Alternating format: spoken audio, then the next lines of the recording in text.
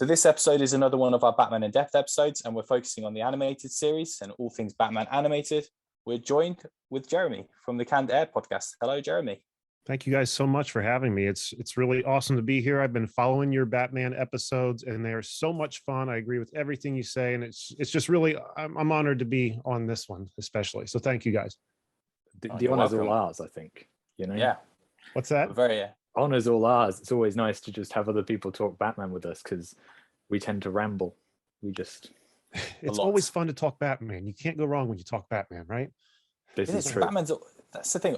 In the comic shop that I work on, Batman is just such a big deal, isn't he? And that's why I think this in-depth series is so good, even though it's not necessarily focusing as much on the comics, more obviously the films leading up to the Batman release next month. But I mean, everything to do with them is pretty awesome, even if it's pretty shit sometimes. Even that's worth talking about. That's true. So it's like pizza. Even bad pizza is still pizza. You know, you still eat. True. It. That's a good way of looking at it. Yeah. So before we jump into, we're gonna focus on 4 of the animated films. We're gonna focus on Mask of Phantasm. We're gonna talk about The Killing Joke, Hush, and The Long Halloween, which was recently released, and probably a little bit about the original animated series as well, the Paul Dini one. But first and foremost, I'll start with you, Jeramy. Like, what are your feelings towards the animated films and the TV show a little bit as well? Have you watched a lot of them? Have you just watched them for this? What's your knowledge of them? No, I mean, the animated series is something I grew up with. I was watching it as it aired. It was the highlight of getting out of school. You just prayed that the school bus dropped you off in enough time to catch it. Like, it was everything. It was the highlight of the day. It's probably my favorite thing we're going to talk about here today is the animated series, because it's really what Batman 89, the Keaton Batman, is what I feel, well, not I feel, everyone can agree is what changed Batman, brought this new look to Batman. But it's the animated series that really accentuated it, took it to that next level, and has really built what everything else I believe stands on. So I mean, yeah, everything we're going to talk about, the animated series is, that's where I'm at. The animated movies that DC has done, they've been good, in my opinion. Though over time, they're consistently kind of getting worse and worse for me personally. A lot of my favorites we're not going to be talking about here today, but I would, like Under the Red Hood was amazing. I absolutely loved that. It was have you guys seen that one? Yeah, I have. Yeah, that's probably got to be one of my favorites.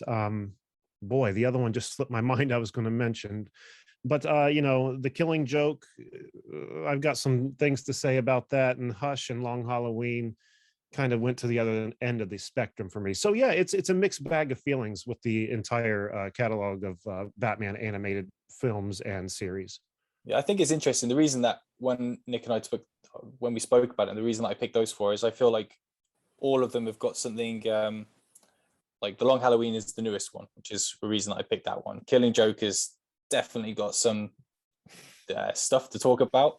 Yeah, and Hush as well, because there was a lot of hype around Hush when it came out, and I have some views on that as well, which I'm probably the same scale as you, Jeremy, where I think it's kind of dipped a little bit. But yeah, I mean, if we had all the time in the world, I probably could have talked about several other ones as well. Like you said, you like so many of them, but the ones that I've picked, I think have got a few more talking points.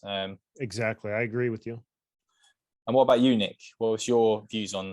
I mean, we don't ever really speak about the animated stuff that much, but yeah, which is weird. You're pretty new to it, aren't you? The Batman stuff.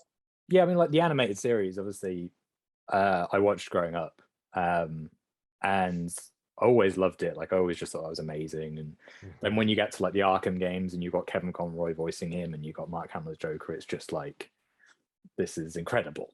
But in terms of the films, I hadn't seen many. Like, I'd seen Under the Red Hood, I'd seen Year One, I think it is. Was there a Year One? Oh, that was fantastic. That's the one I was wanting to mention, and I forgot. That was brilliant. I remember that was quite cool.